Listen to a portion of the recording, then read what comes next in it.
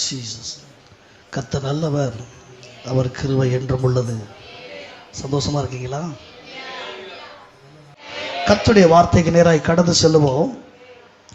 கடந்த நாட்கள்ல இந்த குறிப்பிட்ட காரியத்துக்காக நான் தேவ சமூகத்தில் காத்து கொண்டிருந்த போது வேதாகமத்தில் ஒரே ஒரு நபரை குறித்து பேச வேண்டும் என்கிற ஒரு பாரத்தை ஆண்டவர் எனக்கு தந்தார். ஒரே ஒரு நபர், அதிகமாய் அறியப்படாத ஒரு நபர். ஒருவேளை அவருடைய பேர் உங்களுக்கு தெரிஞ்சிருக்கலாம், அவர் செய்த ஏதோ ஒரு காரியம் உங்களுக்கு தெரிஞ்சிருக்கலாம். ஆனால் அவரை குறித்து அதிகமான காரியங்கள் நமக்கு தெரியவில்லை. ஆவியானவர் எனக்கு வெளிப்படுத்தினதை நான் உங்களுக்கு கற்றுக் கொடுக்க விரும்புகிறேன். இந்த ஒரு குறிப்பிட்ட நபரை போல அவருடைய பிள்ளைகள் மாற வேண்டும் என்று கர்த்தர் விரும்புகிறார். ஆமென் சொல்லுங்க பார்க்கலாம். நம்ம எல்லாருக்கும் மோசே தெரியும், ஆரோன் தெரியும், ஆபிரகாம் தெரியும், தாவீது தெரியும், எக்ஸெட்ரா எக்ஸெட்ரா எக்ஸெட்ரா. ஆனால் அநேகர் மறைந்து இருக்கிறார்கள் ஆவிக்குரிய வாழ்க்கையில். ஒன்றை புரிஞ்சுக்கோங்க, என்றைக்குமே நம்ம வெளிப்படையாக தெரிகிற காரியங்களுக்கு தான் முக்கியத்துவம் கொடுப்போம். மறைந்து இருக்கிற காரியங்களுக்கு நம்ம அதிக முக்கியத்துவம் கொடுக்க மாட்டோம்.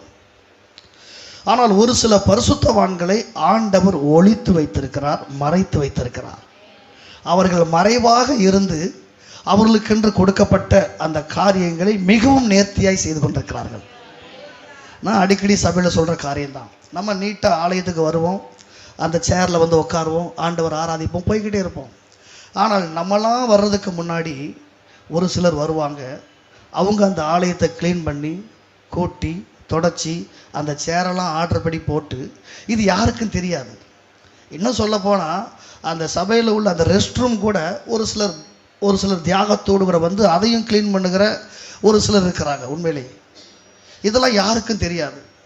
ஆனால் இவைகளை எல்லாம் கர்த்தர் கவனித்து கொண்டிருக்கிறார்.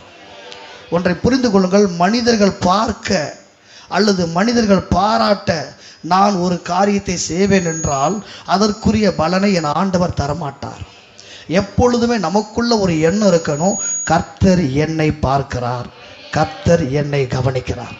நீங்கள் புசித்தாலும் குடித்தாலும் எதை செய்தாலும் கர்த்தருடைய நாமத்தின் மகிமைக்கென்று மாத்திரம் செய்யுங்கள்.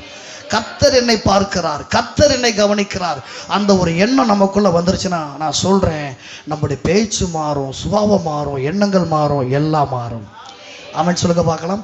மனிதர்கள் பார்ப்பதற்காக நம்ம செய்யக்கூடாது எதையுமே. மனிதர்கள் பாராட்டுவதற்காக எதையும் செய்யக்கூடாது. மனிதர்கள் என்னை குறித்து பெருமையாய் பேச வேண்டும் என்பதற்காக ஒரு நாள் பேசக்கூடாது, செய்யக்கூடாது. எந்த ஒரு காரியமும், அது எந்த ஒரு காரியமா கொடுக்கிற விஷயமா கூட இருக்கட்டும், அவங்க என்னை பாராட்டுவாங்க, அவங்க என்னை மதிப்பாங்க. நோ, பரலோகம் என்னை பார்க்கிறது, கர்த்தர் என்னை கவனித்துக் கொண்டிருக்கிறார். இப்படி வேதாகமத்தில் மறைமுகமாய் வாழ்ந்த ஒரு மனிதர் இருக்கிறார். அநேகர் இருக்கிறாங்க, அநேக பரிசுத்தவான்கள் இருக்கிறாங்க. ஆனால் ஒரே ஒரு மனிதன் மறைமுகமாய் வாழ்ந்த ஒரு மனிதன், அவரை குறித்து நம்ம தியானிக்க போகிறோம். யாத்திராகமத்தின் புஸ்தகம் 17வது அதிகாரம் அதனுடைய 8ஆம் வசனத்தை வாசிக்க கேட்கலாமே? யாராவது ஒருவர் சத்தமாய். அமலேக்கியர் வந்து ரெமேதியமிலே இஸ்ரவேலரோடு யுத்தம் பண்ணினார்கள். அப்பொழுது மோசே யோசுவாவை நோக்கி நீ நமக்காக மனிதரை தெரிந்து கொண்டு புறப்பட்டு அமலேக்கோடு யுத்தம் பண்ணு. நாளைக்கு நான் மலையுச்சியில் தேவனுடைய கோலை என் கையில் பிடித்துக்கொண்டு நிற்பேன் என்றான். யோசுவா தனக்கு மோசே சொன்னபடியே செய்து அமலேக்கோடு யுத்தம் பண்ணினான். மோசேயும் ஆரோனும் ஊர் என்பவனும் மலையுச்சில் ஏறினார்கள். மோசே தன் கையை ஏறெடுத்திருக்கையில் இஸ்ரவேலர் மேற்கொண்டார்கள். அவன் தன் கையை தாழ விடுகையில் அமலேக்கு மேற்கொண்டான். மோசேயின் கைகள் அசந்து போயிற்று. அப்பொழுது அவர்கள் ஒரு கல்லை கொண்டு வந்து அவன் கீழே வைத்தார்கள், அதின் மேல் உட்கார்ந்தான். ஆரோனும் ஊரும் ஒருவன் ஒரு பக்கத்திலும் ஒருவன் மறுபக்கத்திலும் இருந்து அவன் கைகளை தாங்கினார்கள். இவ்விதமாய் அவன் கைகள் சூரியன் அஸ்தமிக்கும் வரைக்கும் ஒரே நிலையாயிருந்தது. யோசுவா அமலேக்கையும் அவன் ஜனங்களையும் பட்டய கருக்கினாலே முறியடித்தான். பின்பு கர்த்தர் மோசே நோக்கி, இதை நினைவு கூறும் பொருட்டு நீ ஒரு புஸ்தகத்தில் எழுதி யோசுவாவின் செவி கேட்கும்படி வாசி. அமலேக்கை வானத்தின் கீழெங்கும் இராதபடிக்கு நாசம் பண்ணுவேன் என்றார். போதும், கவனிங்க கர்த்தருடைய பிள்ளைகள், நான் சொல்லுகிற வசனத்தை மட்டும் கவனிங்க, 10வது வசனத்தை எல்லாரும் சேர்ந்து வாசிக்க பாருங்க. வசனம் 10 அனைவரும் சேர்ந்து வாசிப்போம்.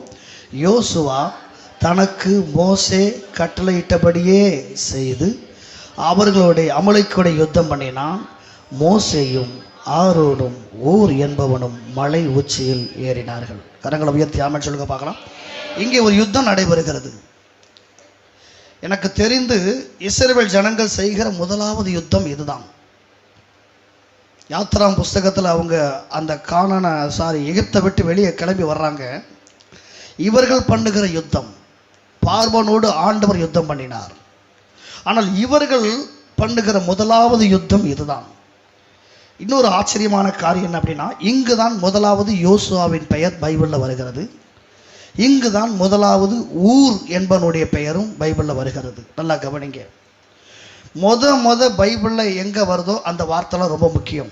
யோசுவாவை குறித்து ஃபஸ்ட்டு ஆண்டு என்ன சொல்கிறாரு? யோசுவா தனக்கு மோசே கட்டளையிட்டபடியே செய்தான். ஃபஸ்ட்டு வார்த்தை, ஃபஸ்ட்டு யோசுவா பற்றி ஆண்டு எழுதுறாரு. இப்படி தான் எழுதுறாரு. யோசுவா என்ன செஞ்சான்? மோசே தனக்கு கட்டளையிட்டபடியே செய்தான். இன்னைக்கு நம்ம யோசுவா பற்றி தியானிக்கல. அடுத்து மோசேயும் ஆரோனும் ஊர் என்பவனும் மலை உச்சியில் ஏறினார்கள். இன்றைக்கு நம்ம தியானிக்க போகிற பாத்திரம் ஊர். ஊர் என்கிற உத்தமர். எல்லாரும் சொல்லுங்க. ஊர்னா நீங்கள் ஊரை நினைச்சிடக்கூடாது. ஊருங்கிறது அவர் பேர். அவர் பேர் என்னது? ஊர் என்னது? அவர் ஊருங்கிறது என்னது? அவர் பேர். கன்ஃபியூஸ் ஆகக்கூடாது. ஊர் அப்படிங்கிறது அவருடைய பேர். சரியா? ஊர். நல்லா கவனிங்க. அவருக்கு அதுக்கு நிறைய அர்த்தம் இருக்குது. ஊர் அப்படின்னா அதுக்கு நிறைய அர்த்தம் இருக்குது. இருக்கட்டும், அதெல்லாம் நம்ம போக விரும்பலை. இந்த ஊர் என்கிற அந்த மனுஷனை குறித்து நம்ம தியானிக்க போகிறோம். முத இந்த ஊர் என்கிற மனிதனை குறித்து பைபிள் இப்படி தான் சொல்லுது. சொல்லும் போது என்ன சொல்லுது? மோசேயும் ஆரோனும் ஊர் என்பவனும் மலை உச்சியின் மேல் ஏறினார்கள். இங்கே கீழே யுத்தம் நடக்குது. மேலே அந்த மோசே என்ன பண்ணுறாரு? தன் கரத்தில் ஆண்டவர் கொடுக்கப்பட்ட அந்த கோலை பிடித்து கொண்டு நிற்கிறார். இப்பொழுது கீழே யுத்தம் நடந்து கொண்டிருக்கிறது. அங்கே மோசையின் கரம் உயர்ந்திருக்கிற போது கீழே இஸ்ரவேல் ஜனங்கள் ஜெயிக்கிறார்கள். மோசையின் கரங்கள் தாழ்ந்து கொண்டிருக்கிற போது இஸ்ரவேல் ஜனங்கள் தோற்று போகிறார்கள். நல்லா கவனிங்க. கீழே யுத்தம் நடக்குது. ஆனால் மேலே தேவ மனிதன் மோசே ஜெபிக்கிறார். நல்லா கவனிங்க. இந்த யுத்தத்துக்கும் ஜெபத்துக்கும் மிகப்பெரிய ஒரு தொடர்பு உண்டு. ஒன்றை புரிந்து கொள்ளுங்க விசுவாசிகள், நீங்கள் உங்களுடைய ஆவிக்குரிய வாழ்க்கையில் உங்களுடைய தனிப்பட்ட காரியத்தில் நீங்கள் எடுக்கிற ஜெயத்தில் உங்களுக்காக ஒருவர் தேவனுடைய கோலை பிடித்து கொண்டு மலை உச்சியில் நின்று கொண்டிருக்கிறார். அவர்தான் உங்கள் போதகர். அதை ஒரு நாள் நீங்கள் மறந்துடக்கூடாது. நான் ஜோம் பண்ண நடந்துருச்சு, நான் ஜோம் பண்ண கிடச்சிச்சு, நான் ஜோம் பண்ண இல்லை. கீழே நீ யுத்தம் பண்ணுற, ஆனால் உனக்காக ஒருவர் கோலை பிடித்து கொண்டு மலை உச்சியில் உட்கார்ந்து கொண்டு இருக்கிறார். அந்த மோசையை ஒரு நாளும் மறக்கக்கூடாது. கீழே யோசுவா யுத்தம் பண்ணது உண்மை. ஆனால் இவனுடைய தோல்வியும் இவனுடைய வெற்றியும் எதை பொறுத்து என்றால் மோசையின் கரத்தை பொறுத்து. அங்கே மோசையின் கரங்கள் கொஞ்ச நேரத்தில் அப்படியே அசதியாகிறது. அந்த கரங்கள் கீழே விழுகிறது. கீழே விழ இங்கே இஸ்ரவேல் ஜனங்கள் தோற்று போகிறார்கள். அப்பொழுது பக்கத்திலிருந்து பார்த்து கொண்டிருந்த ஊரும் ஆரோனும் ஒரு காரியம் செஞ்சாங்க. ஒரு பெரிய கல்லை கொண்டு வருகிறார்கள். கல்லை கொண்டு வந்து அதில் என்ன செய்கிறாங்க? உட்கார வைக்கிறாங்க. உட்கார வச்சுட்டு இப்போ ஊர் ஒரு பக்கம் நிற்கிறாரு, ஆரோன் ஒரு பக்கம் நிற்கிறாரு. அங்கே நின்று ரெண்டு பேரும் ரெண்டு பக்கத்தில் அந்த மோசையின் கரத்தை என்ன செஞ்சாங்க? தாங்க ஆரம்பித்தார்கள். கரங்களை உயர்த்தி ஆமென் சொல்லுங்க பார்க்கலாம். நான் சொல்கிறேன், இந்த ஊர் என்கிற இந்த மனிதனை முதலாவது கர்த்தர் எப்படி அடையாளப்படுத்துகிறார்? முதலாவது இவர் பேர் மூணு தடவை தான் பைபிளில் வருது. ஊர் என்கிற மனுஷனுடைய பெயர் இவரை மட்டும் சொல்லும் போது, ஆனால் இவருடைய பேரனோடு சேர்த்து நிறைய இடத்துல வருது. ஆனால் அதெல்லாம் சொல்ல, இவரை மட்டும் ஊர் என்கிற மனுஷனை மட்டும் குறிப்பிடுகிறது மூணு இடத்துல வருது. அந்த 3 இடத்துலையும் இவர் பேர் எங்கெல்லாம் வருதோ அங்கே இவரோடு கூட மோசே வருகிறார், இவரோடு கூட ஆரோன் வருகிறார். ஆமென் சொல்லுங்க பார்க்கலாம். முதலாவது இந்த ஊர் தலைவனோடு கூட இருந்த ஊர். இந்த ஊர் எப்படிப்பட்டவர்? தலைவனோடு கூட இருந்தவர், மோசையோடு கூட ஒன்றாக இருந்தவர். இந்த ஊர் யாருங்கிறதையும் சொல்கிறேன், நல்லா கவனிங்க. இது பைபிளில் கிடையாது, இது வெளியே உள்ள ஹிஸ்ட்ரி சம்பவம். இந்த ஊர் என்பவர் யார்? நமக்கு ஊர்னா ஒருத்தர் ஒரு மனுஷன் தெரியும். அதோ அந்த மோசை அவருடைய கரங்கள் சோர்ந்து போன போது அசந்து போனது என்ன பண்ணாங்க? 2 பேர் கரத்தை பிடிச்சாங்க. அது மட்டும் தான் நமக்கு தெரியும். இல்லை சரித்திரத்திலேருந்து சொல்கிறேன். இந்த மிரியாம் உங்களுக்கு தெரியும். மிரியாம் தெரியுமா? மிரியாம் யாரு? மோசேக்கு சகோதரி. நல்லா கவனிங்க, அவங்க ஆர்டர் சொல்கிறேன். முத பிறந்தது மிரியாம் 7 வயசு அல்லது 8 வயசு. அதுக்கப்புறம் யார் பிறக்கிறா? ஆரோன் பிறக்கிறா. ஆரோன் பிறந்து 3 வருஷம் கழிச்சு யார் பிறக்கிறா? மோசே பிறக்கிறார். இருக்கட்டும், ஃபர்ஸ்ட் மிரியாம், 2வது ஆரோன், 3வது யாரு?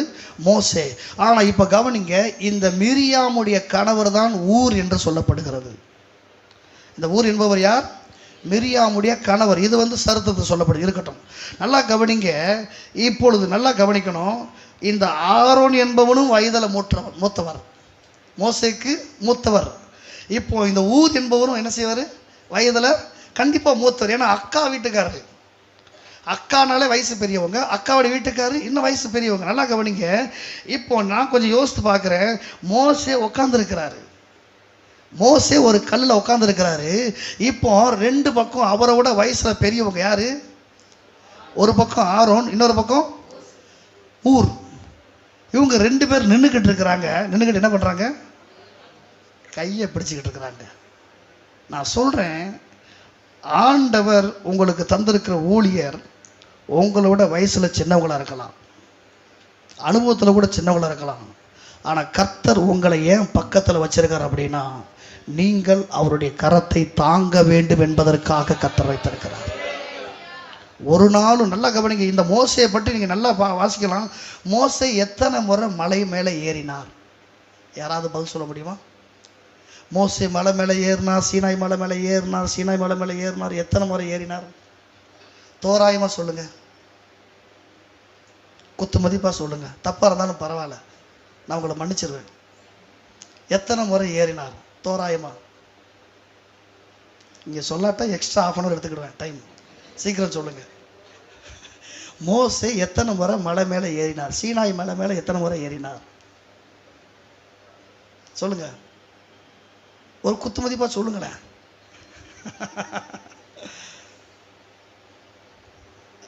அட பரவாயில்ல, தப்பா இருந்தாலும் பரவாயில்ல, சொல்லுங்க. ஒரு 3 தடவை, ஒரு 5 முறை, தோராயமா சொல்லுங்க. ஒரு 5 முறை, ரவுண்டா 5. ஆனால் கவனிங்க, டேக்ஸ் பைபிளில் போட்டிருக்கு. அந்த ஒரு நல்ல ஒரு சரித்திர ஆராய்ச்சியாளர் 8 முறை மோசே அந்த சீனாய் மலை மேலே ஏறினார், சீனாய் மலையிலிருந்து இறங்கினார். எத்தனை முறை? இங்கே எத்தனை பேர் 8 முறை தொடர்ச்சியாக ஏறி இறங்க முடியும்? உங்கள் சர்ச்சில் மேலே எத்தனை ஸ்டெப்ஸ் பாஸ்டர்? இன்னும் என்னலையா நீங்கள்? எத்தனை ஸ்டெப்ஸுடா தெரியல. எத்தனை நாள் ஏறிக்கிறீங்க? இன்னும் எத்தனை ஸ்டெப்ஸ் என்ன இருக்கீங்க? எத்தனை? ஒரு 8 தடவை நான் ஏறி இறங்க முடியும். எத்தனை சொல்ல முடியும் பார்க்கலாம்? 8 முறை. ஆனால் மோசே சீனாய் மலை, நான் அதோடைய உயரம்லாம் எடுத்து வரல, இருக்கட்டும், டைம் இல்லை. சீனாய் மலை மேலே 8 முறை ஏறி இறங்கியிருக்கார். அதுக்கு வசன ஆதாரம் இருக்குது. ஆனால் இவ்வளவு தூரம் ஏறி இறங்கின மோசையுடைய கரங்கள் என்ன செய்யுது? அசந்து போகுது. கரங்களை உயர்த்தி ஆமென் சொல்லுங்க பார்க்கலாம். மோசே 120 வயதாக இருந்தபோது அவருடைய கண்கள் இருளடைந்து போகவும் இல்லை, அவருடைய சரீரத்தில் பலன் குறைந்து போகவும் இல்லை. ஆனால் இந்த இடத்துல அவருடைய கை அங்கே கொஞ்சம் கஷ்டமாக இருக்குது. நிறைய இப்போ பாஸ் சொன்னாங்களே, ஊழியக்காரர் என்னப்பா, ஊழியக்காருக்கு அவருக்கு என்னப்பா? ஊழியக்காருடைய வேதனை ஊழியக்காரனுக்கு தான் தெரியும். அவருடைய கை அசந்து போகும்போது, நல்லா கவனிங்க, அவருடைய கை அசந்து போகும்போது அந்த ஆரோனும் அந்த ஊரும், நல்லா கவனமாக படித்து பாருங்க, அங்கே மோசே ஹெல்ப்பு கேட்கவே இல்லை. மோசே தான் ஹெல்ப் கேட்டாரா? என் கை சோர்ந்து போகுது, வந்து என் கரத்தை கொஞ்சம் பிடிங்க சொன்னாரா?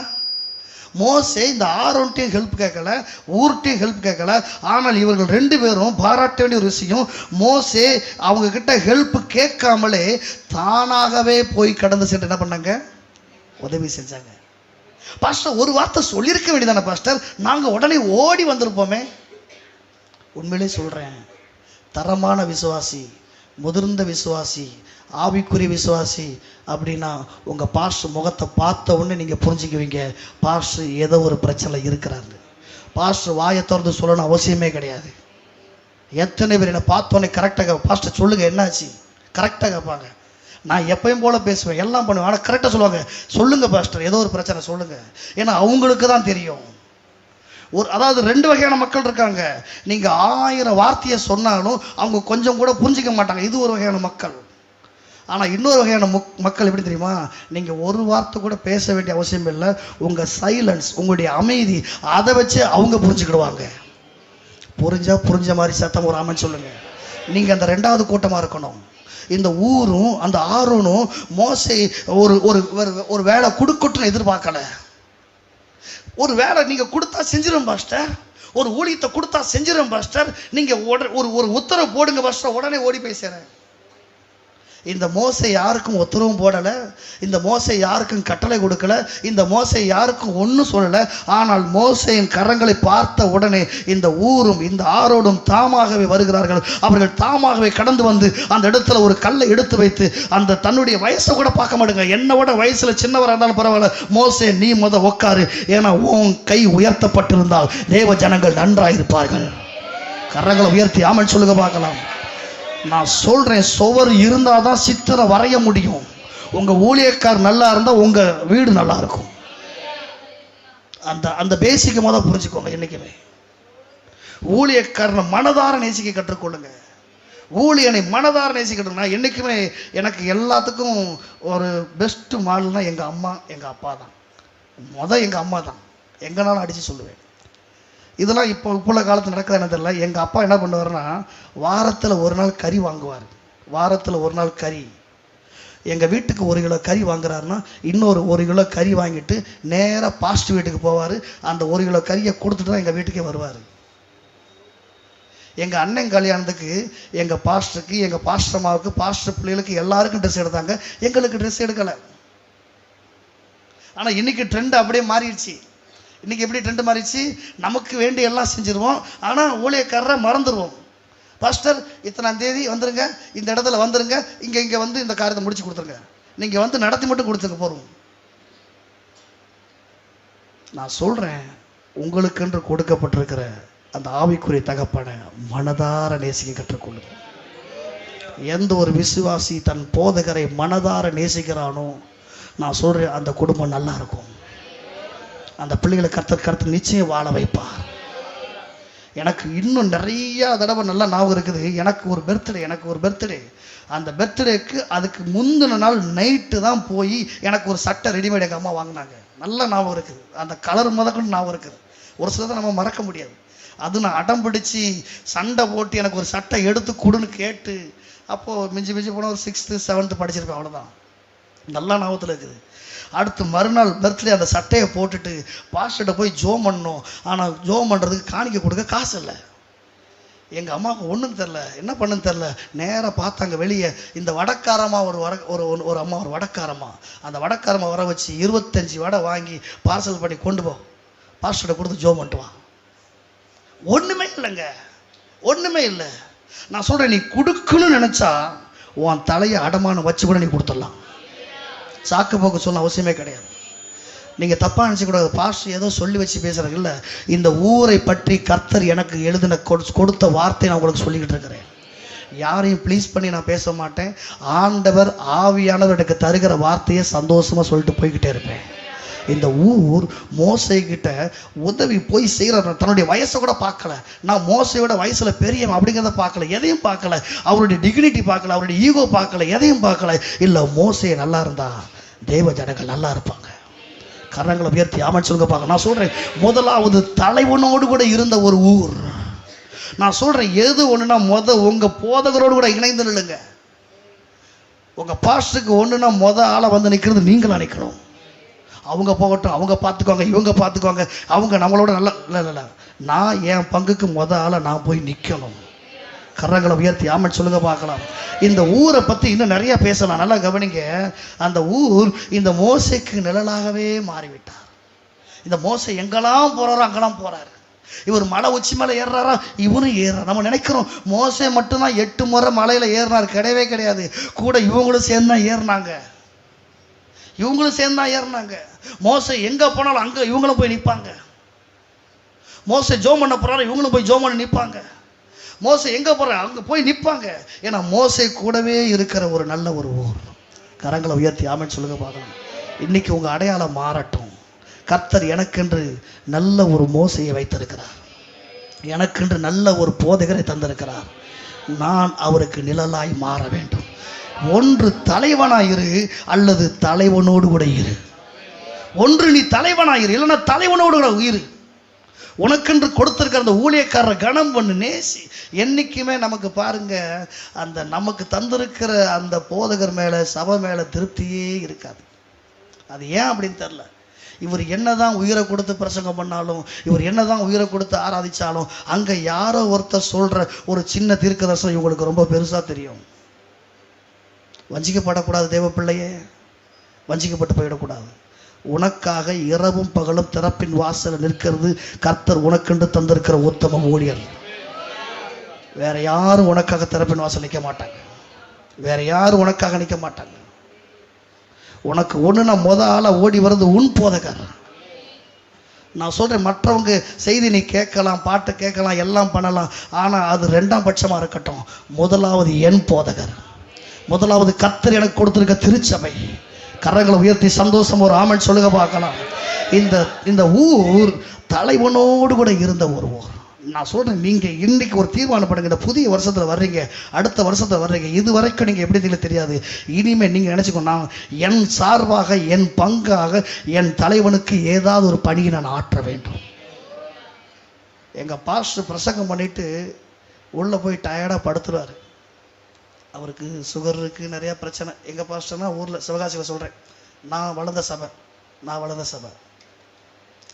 நான் பைபிள் காலேஜ் முடிச்சுட்டேன், பட்டம் வாங்கிட்டேன், எல்லாம் பண்ணிட்டேன். ஆனால் எங்கள் சபையில் எங்கள் பாஸ்டர் கூப்பிட்டு எனக்கு சங்கீத பாடம் கூட வாசி கூட மாட்டார். ஆமாம்,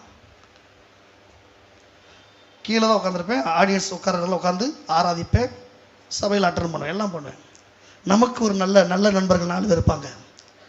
நீதான் பைபிள் காலேஜ் முடிச்சிட்டேல, எங்கேயாவது போய் பிரசங்கம் பண்ண, ஏன் இங்கே உட்காந்துருக்க? நாங்கள் பைபிள் காலேஜ் போல ஒன்றும் படிக்கல, இங்கே உட்காந்து இவர் செய்தி கேட்டுருக்கோம், நீ எங்கேயா போய் பிரசங்கம் பண்ண போடா.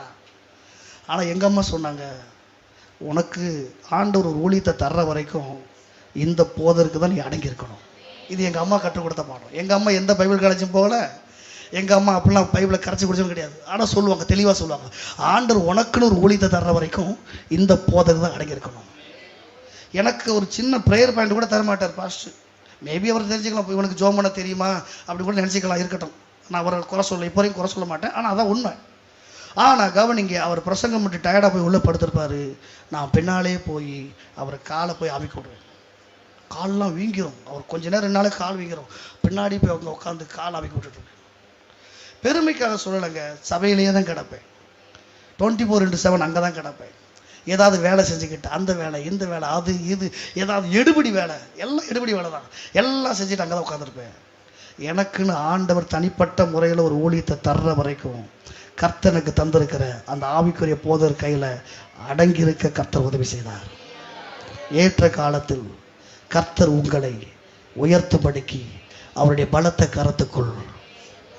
ரொம்ப கடினமான காரியம் தான், அடங்கி இருக்கணும். அடங்கியிரு. நம்மளே வெளியே பிச்சுட்டு போனால் அதை செய்யலாம் இதை செய்யலாம். கர்த்தர் எனக்குன்னு ஒரு போதகரை வச்சிருக்கிறார், அவர் மூலமாக ஒரு அழைப்பு வரும், அது வரைக்கும் நான் அடங்கி இருக்கணும். 2வது இந்த ஊர் எடுத்து வாசிக்கலாம். அதே யாத்திராம 24:14 அவன் மூப்பரை நோக்கி நாங்கள் உங்களிடத்தில் திரும்பி வரும் மட்டும் நீங்கள் இங்கே எங்களுக்காக காத்திருங்கள். ஆரோனும் ஊரும் உங்களிடத்தில் இருக்கிறார்கள். ஒருவனுக்கு யாதொரு காரியம் உண்டானால் அவன் அவர்களிடத்தில் போகலாம் என்றான். 2வது தலைவராக மாற்றப்பட்ட ஊர், தலைவனோடு இருந்த ஊர். ஊருங்கிறது பேர், நீங்கள் மறந்துருக்கணும், மறுபடியும் உங்களை ஞாபகப்படுத்திக்கிட்டே இருக்கணும். ஊருங்கிறது என்னது? ஒரு மனுஷனுடைய பேர்.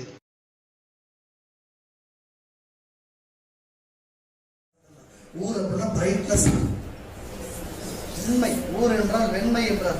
நல்லா கவனிங்க, இருக்கட்டும். இந்த தலைவனோடு கூட இருந்த ஒரு ஊர். 2வது தலைவனாக மாற்றப்பட்ட ஊர். அந்த வசந்த கவனிங்க, 24வது அதிகாரம் 14வது வசனம். எல்லாரும் பைபிளை பாருங்க. 24:14 எல்லாரும் சேர்ந்து வாசிக்கலாம். எல்லாம் சேர்ந்து வாசிக்க. சத்தமாசிங்க.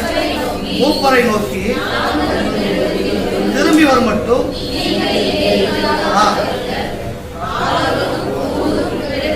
இருக்கிறார்கள். யாதொரு காரியம் உண்டானால் நல்லா கவனிங்க. இப்போ மோசே மலை மேல ஜெபம் பண்ண போறாரு. மோசே மலை மேல ஜெபம் பண்ண போறாரு. லட்சக்கணக்கான மக்கள் இருக்கிறாங்க. ஆனா பொறுப்பை யார்கிட்ட கொடுக்கிறாரு? ஆரோன் கிட்டையும் ஊர்கிட்டையும் கொடுக்கிறாரு. உங்களுக்கு ஏதாவது ஒரு பிரச்சனை அப்படின்னா, உங்களுக்கு ஏதாவது ஒரு தேவை அப்படின்னா வேற யார்த்தையும் போகாதீங்க. யார்கிட்ட போங்க?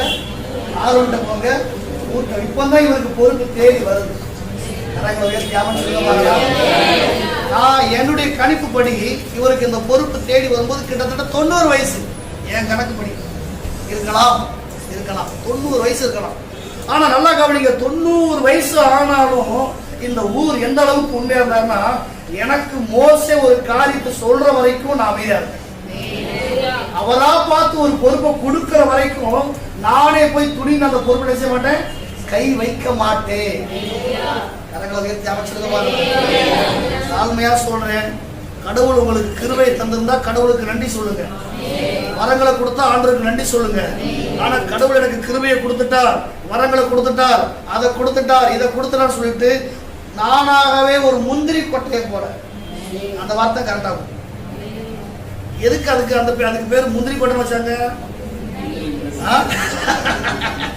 எதுக்கு அதுக்கு மட்டும் முந்திரி கொட்டை? மற்ற எல்லா பழத்துக்கும் விதை எங்க இருக்கும்? பழத்துக்கு உள்ள இருக்கும். ஆனா இந்த முந்திரி கொட்டைக்கு மட்டும் அந்த விதை வெளியே இருக்கும். பார்த்தது இல்லையோ? எல்லாம் ஒரு மாதிரி பாக்குறீங்க. தெரிஞ்சுன்னா அவனை வாங்கிட்டாலும் வந்திருப்பேன் நான்.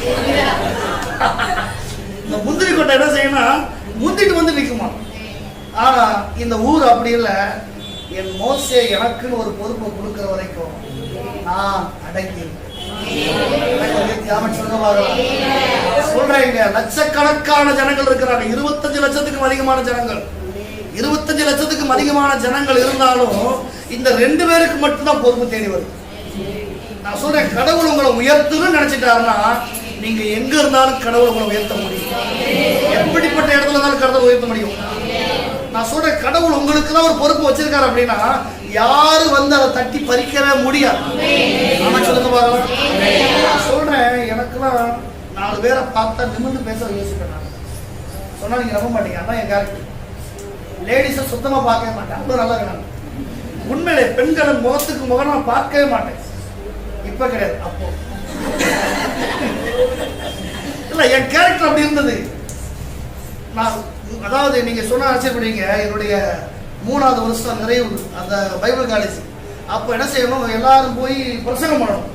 பிரசங்கம் பண்றதுக்கு ஒவ்வொருத்தருக்கும் 10 நிமிஷம் கொடுப்பாங்க. நானும் 10 நிமிஷம் எப்படியாவது பேசணும் அப்படின்ட்டு பயங்கரமா ப்ரிப்பேர் பண்ணி அதை பண்ணி இதை பண்ணி கொண்டு போய் பேசிட்டு ட்ரைனிங்லாம் எடுத்தேன். தனியா மாடியில் போய் தனியாக நின்று பேசிட்டு இருப்பேன். லூஸ் மாதிரி பேசிட்டு இருப்பேன். ஆமா, கண்ணாடி பார்த்து பேசிட்டு இருப்பேன். அப்படிலாம் பேசிட்டு இருப்பேன். பேசி ட்ரைனிங் எடுத்து போய் நின்று அப்படி பேசிட்டு ஜம்மன் இறங்கி வந்தா மணியை பார்த்தா 2 நிமிஷம் தான். எனக்கு பக்கம் என்னடா இவ்வளவு தூரம் ட்ரைனிங் எடுத்து இப்படி நான் சொல்றேன். நான் அவ்வளோ என்ன சொல்ல, ரொம்ப என்ன சொல்ல, ஒரு பயம், ஒரு விதமான ஒரு இன்ஃபீரியாரிட்டி காம்ப்ளெக்ஸ், தாழ்வு மனப்பான்மை, யாரையும் முகத்துக்கு முகமா பார்த்து பேச மாட்டேன். அவ்வளோ இதா இருந்தது. ஆனா கடவுள் பாருங்க, ஏற்ற நேரம் வந்த உடனே நான் சொல்றேன், ஆண்டு அதுக்கு என்னென்ன கொடுக்கணுமோ கரெக்டா கொடுத்தேன். நான் சொல்றேன், இங்க ஊர் பதவியை தேடி போகல, பொறுப்புகளை தேடி போகல. ஆனா பதவியும் பொறுப்பும் இவரை தேடி வரும். சொல்லுங்க பார்க்கலாம். நான் சொல்றேன், ஆண்டவரா எனக்கு ஒரு காரியத்தை கொடுக்கிற வரைக்கும் கொஞ்சம் அமைதியா இருங்க. நீங்களா போய் முந்தாதீங்க. நான் அதை செய்யறேனாக்கும், நான் இதை செய்யறேனாக்கும். கடவுள் எனக்கு ஒரு கிருபையை தந்திருக்காரு, கடவுள் எனக்கு வருத்தம் தந்திருக்காரு. ஒரு சிலருக்கு எம்மா இவங்க ஜோமணி ஒரு காய்ச்சல் சரியாச்சுன்னா இவங்க கையில பிடிக்க முடியாது. ஆமா, இவங்க ஜோமணி ஒரு வயிற்றோடி சரியாச்சுன்னா இவங்க கையில பிடிக்கவே முடியாது. ரொம்ப கஷ்டம். ஆமா, அதுக்கப்புறம் இவங்க ஒவ்வொரு ஆஸ்பத்திரி ஏன் வா, நான் உனக்கு ஜோம் பண்ணேன், வா நான் உனக்கு ஜோம் பண்ணேன், வா நீ வா நீ வா நீ வா, எல்லாரும் வேலையும் தலையை கையை வச்சு அங்க இருக்கிற எல்லா அசத்தாவுக்குள்ள வந்து கடைசியில் இவங்களை வந்து பாடாப்படும். ரொம்ப கவனமா இருக்கணும், ரொம்ப தெளிவா இருக்கணும். இந்த இடத்துல இவருக்கு பொறுப்பும் பதவியும் கடவுளே கொடுக்கிறார். அது வரைக்கும் 90 வயசு, கிட்டத்தட்ட 90 வயசு ஒரு மனுஷன் காத்துக்க முடியுமா? 90 வயசுல காத்திருக்க முடியுமா? ஆனா அவருக்கு காத்திருந்தார். இவருக்கு இல்லாத தகுதியா? இவருக்கு என்ன? இவருக்கு ஒரே ஒரு தகுதி போதுங்க. என்ன தகுதி தெரியுமா? நான் யாரு? மரியாவுடைய கணவர், வீட்டுக்காரர். அப்பனா மோசைக்கு என்ன வேணும்? சகலபடியா? மாமாவா? எனக்கு ஒருவ தெரியல. மாமா தானே? மோசைக்கு மாமா நான். அக்கா வீட்டுக்காரர், அக்கா வீட்டுக்காரர் நானு. எனக்கு தான் எனக்கு இல்லாத உரிமையா? இவரே பொறுப்பை ஈஸியா கேட்கலாம். இவருக்கு அந்த பொறுப்பை கேட்கறதுக்கு இவருக்கு ரைட்ஸ் இருக்குது. ஆனா அவர் கேட்கல. கடவுளா எனக்கு ஒரு பொறுப்பை தர்ற வரைக்கும் நான் எனக்கு கொடுக்கப்பட்ட காரியத்துல உண்மையா இருக்கேன். சொல்லுங்க பார்க்கலாம். இரண்டாவது, தலைவராக மாற்றப்பட்டவர்கள். மூன்றாவது, ஒரு வசந்த வாசிங்க, யாத்ராபத்தின் புஸ்தகம் 32வது அதிகாரம் 1வது வசனம். 32:1. மோசே மலையிலிருந்து இறங்கி வர தாமதித்த போது ஜனங்கள் கண்டபோது ஆரோனிடத்தில் கூட்டம் கூடி அவனை நோக்கி,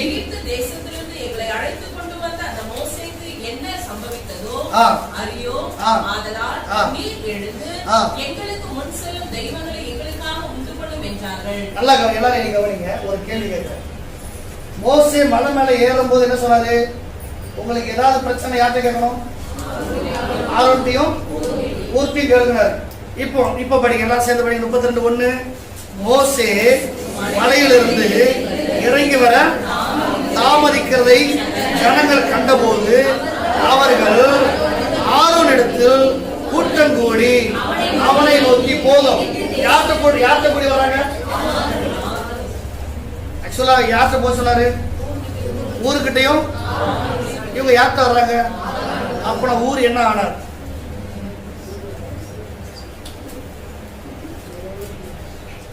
இங்க ஒரு பெரிய ரகசியத்தை ஆர்டர் மனசு. ஆரோன்ட்ட வர்றாங்க, கூட்டம் கூடுறாங்க. கூட்டமா கூடி ஆரோன்ட்ட வந்து, எங்களை அழைத்து கொண்டு வந்த அந்த மோசைக்கு என்ன நினைச்சு எனக்கு தெரியாது.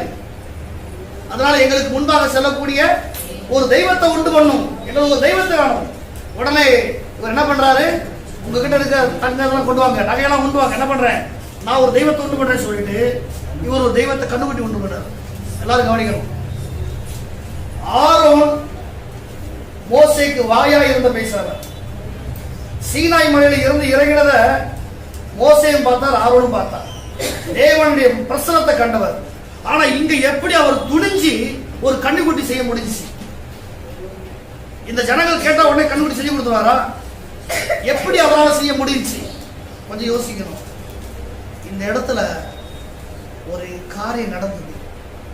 முதலாவது, இவர்கள் ஊரை தேடி சென்றார்கள். ஊருக்கிட்ட போய் கேட்டாங்க, மோசைக்கு என்ன ஆச்சுன்னு எங்களுக்கு தெரியாது, எங்களுக்கு ஒரு தெய்வம் வேணும், அந்த தெய்வத்தை நீ உண்டு பண்ண சொன்னோடனே இந்த ஊர் என்ன சொன்னா தெரியுமா? கேட்காதீங்கப்பா, அது தவறு. நமக்கு ஒரே ஒரு தெய்வம், யெகோவா தெய்வம் மட்டும்தான். சொன்ன உடனே இந்த ஜனங்கள் எல்லாம் இந்த ஊரை கல்லை கொண்டு எரிந்தார்கள். கல்லை கொண்டு எரிந்து கொன்று போட்டார்கள். தன் தலையை கொடுத்த ஊர்.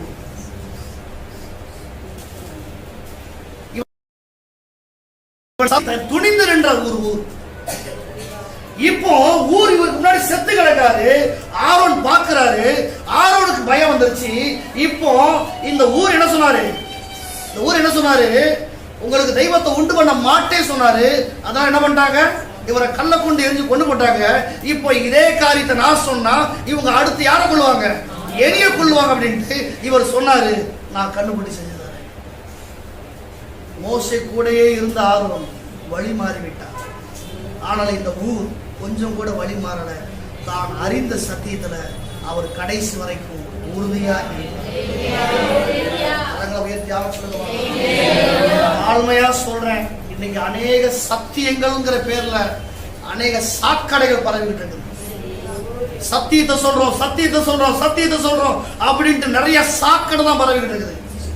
கர்த்தருடைய பிள்ளைகள் தெளிந்த புத்தியுள்ளவர்களாக இருங்கள், விழித்திருங்கள், ரொம்ப கவனம். ஆவியானவர் எனக்கு சத்தியனா என்னன்னு சொல்லி கொடுத்திருக்கிறார். சபையில கர்த்தர் வச்சிருக்கிறாரு. இதை மீறி அவங்க வெளியே இருந்து கேட்கறதுல ரொம்ப இன்ட்ரெஸ்ட் ஆகும், நல்லா இருக்கும். கேட்க நல்லா இருக்கும்.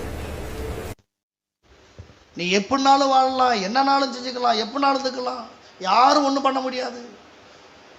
கடவுள் இதுவரைக்கும் செஞ்ச பாவத்தை மன்னிச்சிட்டாரு, இனிமே செய்ய போற தவறை மன்னிச்சிருவாரு. அப்படி ஆக்கும், இப்படி ஆக்கும். நான் சொல்றேன், சத்தியம் இன்னைக்கு அது ஒரு மாதிரி வேற மாதிரி போய்கிட்டு இருக்கு, வேற மாதிரி போய்கிட்டு இருக்கு. ஆனா இங்க இந்த ஊர் அவர் அறிந்த சத்தியத்துல கடைசி வரைக்கும் அவருடைய உயிருக்கு ஆபத்து வரும்னு தெரிஞ்சாலும் அவர் அதுல உண்மையா இருந்தார். கரங்களை உயர்த்தி ஆமென் சொல்லுங்க பார்க்கலாம். தாழ்மையா சொல்றேன், இன்னைக்கு நம்ம கேட்குற சத்தியம்லாம் பயமா இருக்குது. ஊழியக்காரங்க எங்களுக்கே பயமா இருக்குது. நாங்க பைபிளை இரவும் பகலும் படிச்சு தியானம் பண்ணி அதுல இருக்கிற எங்களுக்கு இவர் இப்படி பேசுறது சரியா இருக்குமோ அப்படின்னு யோசிக்க தோணுது. கர்த்தருடைய பிள்ளைகள் ரொம்ப தெளிவா இருங்க, ரொம்ப ஞானமா இருங்க, ரொம்ப ரொம்ப தெளிந்த புத்தியா இருங்க. என்னைக்குமே அந்த ஒரிஜினலை விட டூப்ளிகேட் தான் மக்களை இழுக்கும், டூப்ளிகேட் தான் மக்களை அப்படியே கவரும், டூப்ளிகேட் தான் மக்களை ரொம்ப என்ன செய்யும், பயங்கரமா இழுக்கும். தோட்டத்தில் 2 விதமான மரம் இருந்தது. ஏதேன் தோட்டத்தில் 2 விதமான மரம் இருந்தது. ஒன்று நன்மை தீமை அறியத்தக்க மரம், இன்னொன்று ஜீவ விருட்சத்தின் மரம். ஆனா எந்த மரம் இவங்களுக்கு பளபளப்பா தோணுச்சு? ஜீவ விருட்சத்தின் மரமா பளபளப்பா தோணுச்சு? அந்த நன்மை தீமை ஆண்டவர் எதை விளக்கி இருக்காரோ அதுதான் பளபளப்பா தோணும். ஆண்டவர் எதை செய்யக்கூடாதுன்னு சொல்றாரோ அதுதான் நம்ம கண்களை இழுக்கும். செஞ்சா என்ன, இதுல இறங்கினாதான் என்ன, இதுல போய் பார்த்தாதான் என்ன. தயவு செய்து வேண்டாம். மின்னுவதெல்லாம் பொன்னல்ல, வெளுத்ததெல்லாம் பாலும் கிடையாது. வம்பா போய் ஏமாந்துடாதீங்க. இந்த இடத்துல தன் உயிர் போகும் தெரிஞ்சிருந்தும் அந்த ஊர் சத்தியத்துக்காக துணிஞ்சு நின்னார். ஆனா ஆரோன் அப்படியே கொஞ்சம் மாறிட்டார். ஆரோன் கொஞ்சம் மாறிட்டார். ஏன்னா இவருக்கு உயிர் பயம் வந்துருச்சு. என் உயிரை காப்பாற்றணும், என் உயிரை காப்பாற்றணும். இந்த இவர் கண்ணு முன்னால ஊர் செத்து போய் கிடக்காரு. ஜனங்கள் கல்லெறிஞ்சு கொண்டு போய் அவர் ரத்தமும் சதையுமா அவர் அங்க செத்து போய் கிடக்கிறாரு. அதை பார்த்தவனே ஆரோனுக்கு எல்லாம் பயம். இதுக்கு மேல என் உயிர் தான் முக்கியம். இந்த ஜனங்கள் எப்படி போனா என்ன, சத்தியமாவது மண்ணங்கட்டியாவது தேவையில்லை, என் உயிர் முக்கியம் சொல்லிட்டு இந்த ஆரோன் அவர் சத்தியத்துக்கு தன்னை விலக்கி அந்த மக்களை சரிப்படுத்த ஆரம்பித்து விட்டார். தேவ ஜனமே, என் தலையே போனாலும் பரவாயில்ல, நான் சத்தியத்துக்காக கடைசி வரைக்கும் நிற்பேன்னு சொன்ன அந்த ஊரை போல நீங்க நில்லுங்க. ஆண்டவருக்காக மட்டும் வைராக்கியமா நில்லுங்க, தேவனுக்காக மட்டும் வைராக்கியமா நில்லுங்க. இந்த வாட்ச்மேன் நீ அப்படிங்கிற ஒரு ஊழியக்காரரை பத்தி படிச்சேன். ஐயோ, அவரு பிரசங்கம் பண்ணினார் அப்படிங்கிற ஒரே காரணத்துக்காக நாக்க அறுத்தாங்க. பிரசங்கம் சீனாவில் பிரசங்கம் பண்ணக்கூடாது, நீ இயேசுவை பத்தி பேசக்கூடாது, ஆனா அவர் துணிஞ்சு இயேசுவை பத்தி பேசினார், நாக்க அறுத்தாங்க. அவரை பிடிச்சி ஜெயிலில் போட்டாங்க. நாக்க அறுத்தாலும் பரவாயில்ல, நான் எழுதி எழுதி எழுதி எழுதி எல்லாருக்கும் இயேசுவை பத்தி சொல்லுன்ட்டு எழுதினாரு. அவரை கையையும் வெட்டினாங்க. 35 வருஷம் ஜெயிலில் இருந்து ஆண்டவருக்காக வல்லமையை ஒழித்து செஞ்சார். கடவுள் நமக்கு திறந்த வாசலை தந்திருக்கிறார். நமக்கு அந்த அளவுக்குலாம் உபத்திரம் வரலை, அந்த அளவுக்குலாம் நமக்கு இன்னும் அந்த அளவுக்கு ஒரு பெரிய பாடுகள் துன்பம் வரலை. இப்பொழுது ஆண்டவர் நமக்கு திறந்த வாசலை தந்திருக்கிறார், கிருபையாய் திறந்த வாசலை தந்திருக்கிறார். உனக்கு இருக்கிற இந்த பலத்தை நீ பயன்படுத்திக் கொள், உனக்கு இருக்கிற இந்த காலத்தை நீ பயன்படுத்திக் கொள். கர்த்தர் உனக்கு திறந்த வாசலை தந்திருக்கார். இப்பவுமே ஆண்டவருக்காக வைராக்கியமா வாழ்ந்து ஓடிரு. கடவுள் எனக்கு எவ்வளவோ நல்ல சுகத்தை தந்திருக்கார், எவ்வளோ வசதி வாய்ப்பை தந்திருக்காருங்க. நான் பைபிள் காலேஜில் பார்க்குற ஸ்டூடெண்ட்ஸ் எல்லாத்தையும் சொல்கிற ஒரே ஒரு வார்த்தை, நமக்கு கிடைச்சிருக்கிற இந்த வசதியும் வாய்ப்பும் அப்போஸ்தலனாகிய பவுலுக்கு கிடைச்சிருந்தா, பவுலுக்கு இவ்வளோ வசதி வாய்ப்பு கிடையாது. பவுல் ஒரு லெட்டர் எழுதுறதுக்கு எவ்வளோ கஷ்டம் தெரியுமா? ரோமர் நிருபத்தை மட்டும் எழுதுறதுக்கு அந்த காலத்தை அவர் 10 லட்சம் ரூபாய் செலவழிச்சார். நான் சொல்றது 1ஆம் நூற்றாண்டு. ரோமர் நிருபத்தை மட்டும் அவர் எழுதுறதுக்கு 10 லட்சம் செலவழிச்சார் அந்த காலத்துல. ஆனா கடவுள் நமக்கு கிருபையா இப்ப எவ்வளவு வசதிகளை, வாய்ப்புகளை, வருமானங்களை தந்து கொண்டிருக்கிறார். நான் ஆண்டவருக்காக நிற்கிறேனா, யாருக்காக நின்று கொண்டிருக்கிறேன்? கடைசியா சொல்லி முடிக்கிறேன். இந்த ஊரை ஆண்டவர் மறக்கல. ஆண்டவருக்காக இவ்வளவு தியாகம் செஞ்சு அந்த ஊரை ஆண்டவர் மறக்கல. 31வது அதிகாரம் 1ஆம் வசனம் வாசிங்க. 31:1. பின்னும் கர்த்தர் மோசே நோக்கி, நான் யூதாவின் கோத்திரத்தில் ஊருடைய மகனான ஊரியின் குமாரன் பெசலேயலை பேர் சொல்லி அழைத்து வினோதமான வேலைகளை அவன் யோசித்து செய்கிறதற்கும் பொன்னிலும் வெள்ளியிலும் வெண்கலத்திலும் வேலை செய்கிறதற்கும் ரத்தினங்களை முத்திரவெட்டாக வெட்டி பதிக்கிறதற்கும் மரத்தில் சித்திர வேலைகளை செய்கிறதற்கும் மற்றும் சகலவித வேலைகளையும் யூகித்து செய்கிறதற்கும் வேண்டிய ஞானமும் புத்தியும் அறிவும் அவனுக்கு உண்டாக அவனை தேவ ஆவியினால் நிரப்பினேன். நல்லா கவனிங்க. இப்போ ஊர் மறைஞ்சிட்டாரு. ஊருக்கு ஒரு பையன் பிறக்கிறான். அவன் பேர் ஊரி. ஊரின் மகன் பெசலேயேல். அந்த பெசலேயேல் ஆண்டு சொல்றாரு, என் சபையில ஆசரிப்பு கூடாரத்தை கட்டுறதுக்கு வேற யாரும் வரக்கூடாது, அந்த பெசலேயேலை அனுப்பு. கரங்களை உயர்த்தி அமைச்சு சொல்லுங்க பார்க்கலாம். தலைமுறையாய் ஊழியம் செய்த இந்த ஊரின் குடும்பம் தலைமுறையாய் ஊழியம் செஞ்சாங்க. லட்சக்கணக்கான ஜனங்கள் இருந்தாலும், லட்சக்கணக்கான மக்கள் இருந்தாலும், ஆண்டவர் ஒருத்தனை பேர் சொல்லி அழைக்கிறாரு. இவ்வளோ பேர் இருந்தாலும் அந்த ஆசரிப்பு கூடாரத்தின் படியை வேற யாரும் செய்யக்கூடாது, அந்த பெசலேயேல் தான் செய்யணும். அது யார்? அந்த ஊரின் பேரன். கரங்களை உயர்த்தி அவன் சொல்லுங்க பார்க்கலாம். அது எவ்வளோ பெரிய சந்தோஷம் தெரியுமா? எவ்வளோ பெரிய சந்தோஷம் தெரியுமா? எங்கள் குடும்பத்தில் ஊழியக்காரங்க யாருமே கிடையாது. எங்கள் குடும்பத்தில் ஊழியக்காரங்க நானும் எங்கள் அண்ணன் மட்டும்தான். என் தாய் அவ்வளோ பெரிய சந்தோஷப்படுவாங்க. என் பிள்ளைங்க ரெண்டு பேர் இன்னைக்கு கர்த்தருடைய ஊழியத்தை செய்கிறாங்க. இதை விட பெரிய பாக்கி இந்த உலகத்தில் ஒன்றுமே கிடையாது. நான் சொல்கிறேங்க, ஆண்டவருக்காக ஊழியம் செய்கிறதாங்க பெருமை. உனக்கு கிடைச்சிருக்கிற காலத்தில் ஆண்டவருக்காக வைராக்கியமாக ஊழியம். நீ இந்த உலகத்தில் நீ எவ்வளோ நாளும் சம்பாதிச்சுக்கோ, எவ்வளோ நாளும் சேர்த்துக்கோ, என்ன நாளும் பேரு புகழ் எல்லாம் வாங்கிக்கோ. ஆனால் பரலோகத்தில் போய் நிற்கும் போது ஆண்டவர் ஒன்னே கேட்பாரு, எனக்காக நீ என்ன செய்தாய்? எனக்காக நீ என்ன செய்தாய்? அங்கே போய் நிற்கும்போது சொல்லணும், ஆண்டவரே உமக்காக இந்த இடத்துல போய் ஊழியம் செஞ்ச ஆண்டவரே, இத்தனை பேருக்கு ஆண்டவரை பற்றி சொன்னேன் ஆண்டவரே, இத்தனை பேருக்கு ஆண்டவரை பற்றி சொல்லி நான் கொண்டு வந்தேன் ஆண்டவரே. நான் இன்னொரு கேள்வி உங்கள்கிட்ட ஆரம்பத்தில் கேட்கணும்னு நினச்சேன். 15 வருஷமாக இருந்தோம் சொல்லி இருந்துச்சுன்னீங்க, ரொம்ப சந்தோஷம்.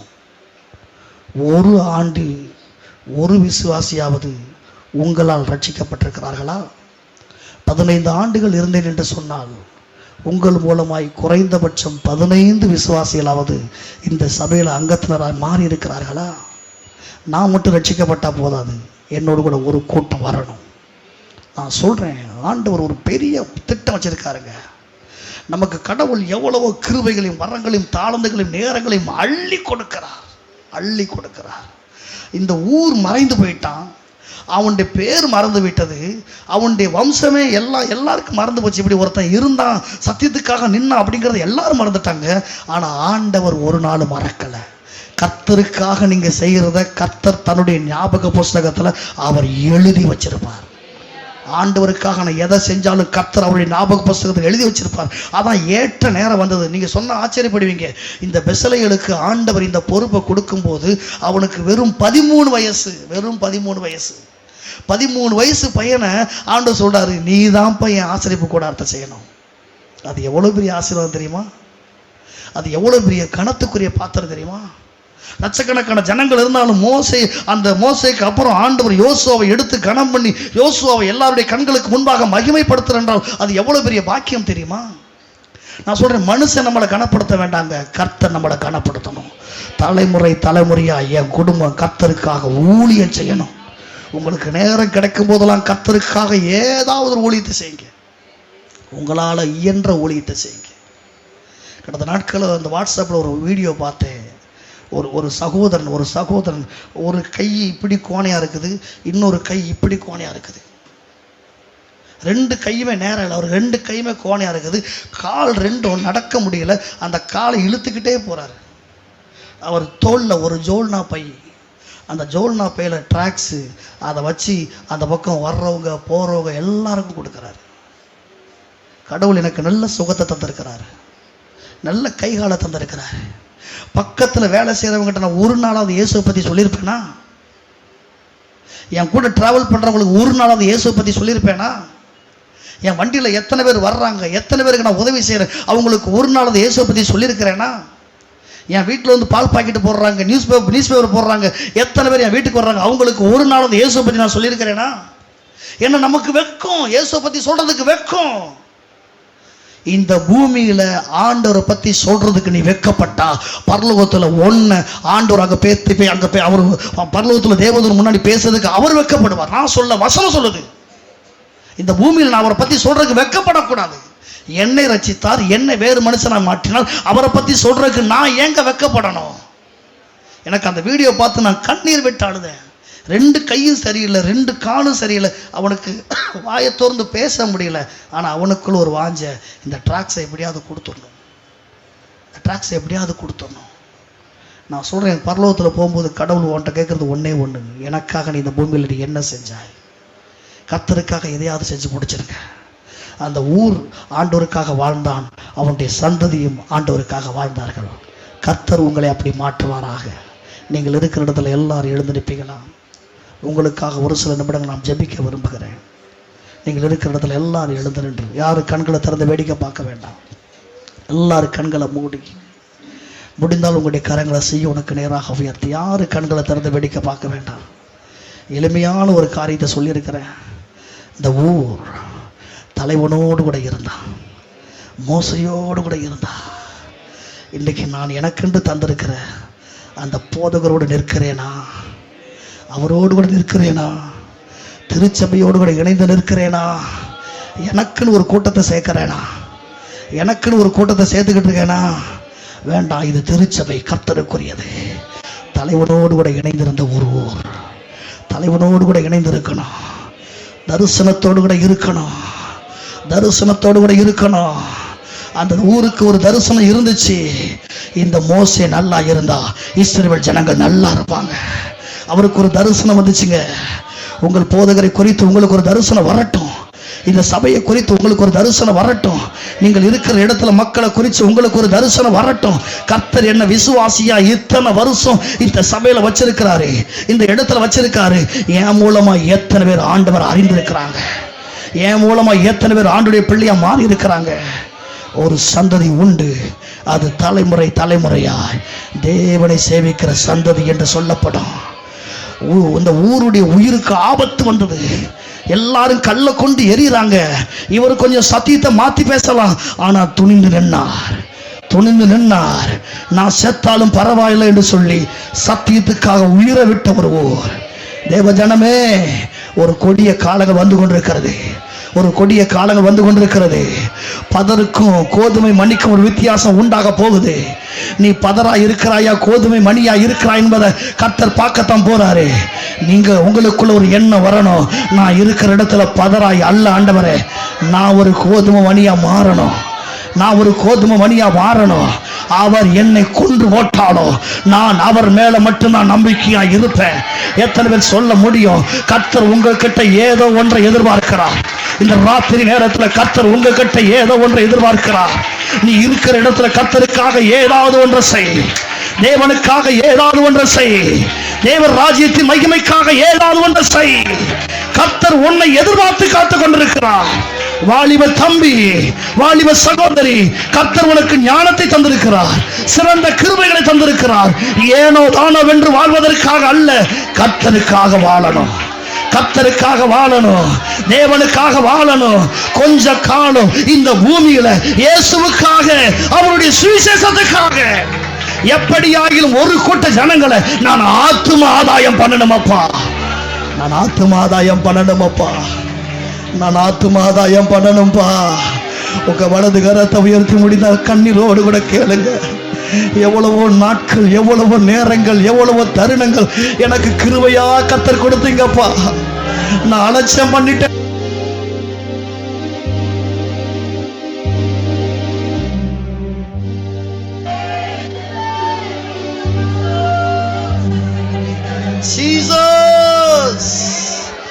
எவ்வளவோ நேரங்கள், எவ்வளவோ நேரங்கள், எவ்வளவோ நேரங்கள்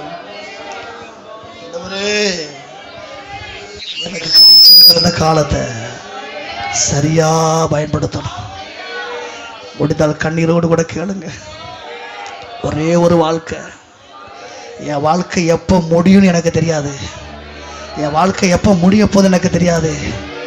அந்த வாழ்க்கை முடிகிறதுக்குள்ள இயேசுவுக்காக, அவருடைய நாமத்தின் மகிமைக்காக ஏதாவது ஒன்றை செய்ய போறேன், ஏதாவது ஒன்றை செய்ய போறேன். உனக்கு ஜீவனை தந்தாரு, உன்னை வாழ வைத்தாரு, உன் குடும்பத்தை வாழ வைக்கிறாரு, உன் பிள்ளைகளை வாழ வைத்துக் கொண்டிருக்கிறாரு, உன் கண்கள் பார்க்க உன் குடும்பத்தை நல்லா வச்சிருக்கிறாரு. இந்த தேவனுக்காக நீ என்ன செய்து கொண்டிருக்கிறாய்? இந்த தேவனுக்காக நீ என்ன செய்து கொண்டிருக்கிறாய்? கர்த்தர் சொல்றாரு, உன் தலைமுறை கர்த்தருக்காக ஊழியம் செய்யணும். உன் தலைமுறை கர்த்தருக்காக ஊழியம் செய்யணும். உன் பிள்ளைகள் கர்த்தருக்காக எழும்பணும். உன் பேர பிள்ளைகள் கர்த்தருக்காக எழும்பணும். ஒரு சந்ததி உண்டு, ஒரு சந்ததி உண்டு. அது தலைமுறை தலைமுறையாய் தேவனுடைய சந்ததி என்று சொல்லப்படும். இந்த அஜாக்ஸ் பட்டணத்துல மிகப்பெரிய ஒரு ஆலயத்தை கர்த்தருடைய நாமத்தின் மகிமைக்காக நாங்கள் கட்டி, எங்கள் தேவனுடைய நாமத்தின் மகிமைக்கென்று, ராஜாதி ராஜாவுக்கென்று மகிமையான ஊழியத்தை நாங்கள் செய்யணும் அப்பா. ஏனோ தானோ வென்று செய்யப்படுகிற ஊழியம் அல்ல. வாழ்ந்தாலும் உம்மோடுதான், மரித்தாலும் உம்மோடுதான். எல்லாருடைய கரங்களை செய்யோனுக்கு நேராக உயர்த்தி